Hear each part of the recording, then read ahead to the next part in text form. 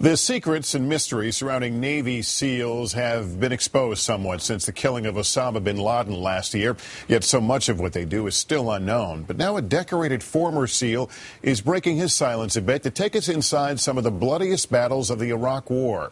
That's where he became known as the U.S.'s most lethal marksman. This is a view of Chris Kyle that few people have seen and lived to tell about it. Kyle was a sniper with Navy SEAL Team 3, who over 4 tours in Iraq made 160 confirmed kills. The number 160 kills, it obviously makes for a bold, attention-getting headline. But when you were taking down insurgents, were you thinking numbers? Not at all. In fact, I didn't even want the number in the book.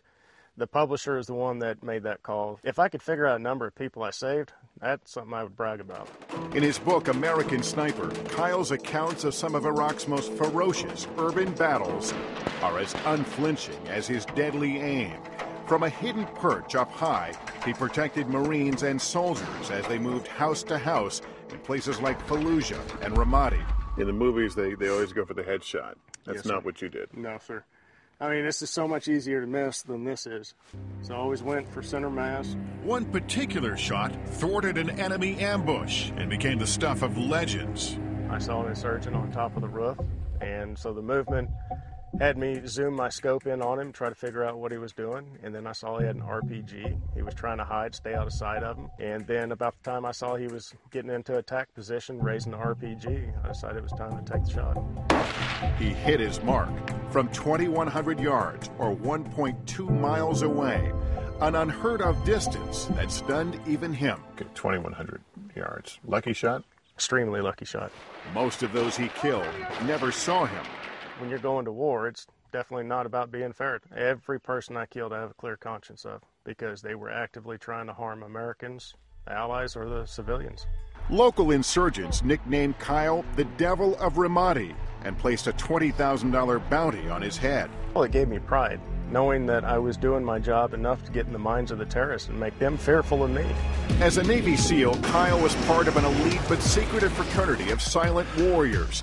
But the well-publicized SEAL operations against Somali pirates and the killing of Osama bin Laden have offered a peek under the veil. Well, I remember watching the headlines and going, dang, I wish I could have been there on that one. Now, with even a new motion picture starring active duty SEALs, some question whether it's too much publicity.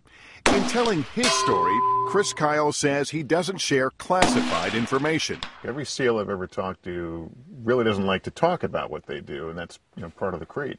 Right, it's definitely frowned on. There were 2 guys that were actively seeking to write a book about me. So I figured if someone's going to do it, I'm going to do it. That way I ensure the proper people get the credit for it. That would include other snipers he says were as good or better. But also his wife, Taya, who in the book shares what it was like being a SEAL wife. Did you sometimes feel like you were second or third place? Yeah, definitely, I was. I knew Chris loved me, absolutely.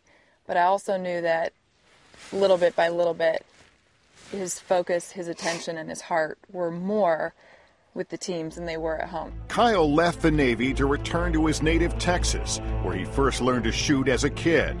But part of him will always be with his beloved SEALs. You miss it. You never, especially that I'm able, willing-bodied person, and now someone else is in my spot.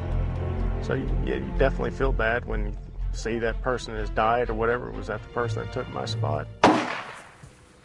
You go into war, that's the guy you want watching your back. No doubt. Amazing stories he writes. And with regard to the publicity, he notes and others have noted that right now the military is relying more and more on these special operations units, and they need a certain amount of publicity for recruiting, but they do carefully guard a lot of the secrets. So most of what they do, we will never know. And a very honest tell, too. Yeah. A portion of Chris Kyle's proceeds from his book, American Sniper, are going to the families of his Navy SEAL mates.